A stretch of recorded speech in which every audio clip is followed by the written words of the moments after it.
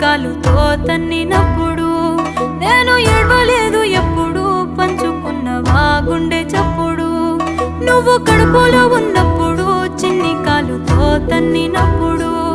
నేను ఏడవలేదు